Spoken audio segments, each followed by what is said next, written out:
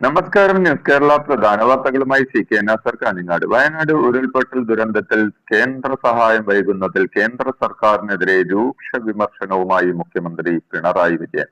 കേന്ദ്ര സർക്കാർ കേരളത്തോട് സ്വീകരിക്കുന്ന സമീപനം വിവേചനപൂർണമായതാണെന്ന് അദ്ദേഹം കുറ്റപ്പെടുത്തി. കേരളം ഈ രാജ്യത്തിന്റെ ഭാഗമാണെന്നും രാജ്യത്തിന് വേണ്ടി വലിയ തോതിൽ സംഭാവന ചെയ്യുന്ന നാടാണെന്നും കേന്ദ്രം അത് മറക്കരുതെന്നും മുഖ്യമന്ത്രി പറഞ്ഞു. ആലപ്പുഴ കഞ്ഞിക്കുഴിയിൽ CPM ഏരിയ കമ്മിറ്റി ഓഫീസ് ഉദ്ഘാടനത്തിനിടെയാണ് മുഖ്യമന്ത്രി കേന്ദ്രത്തിനെതിരെ രംഗത്തെത്തിയത്.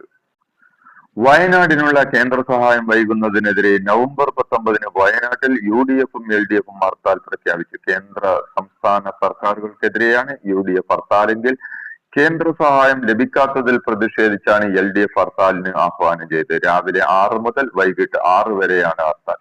അവശ്യ സർവീസുകളെ ഹർത്താലിൽ നിന്ന് ഒഴിവാക്കിയിട്ടുണ്ട്. നാടിനെ നടുക്കിയ വയനാട്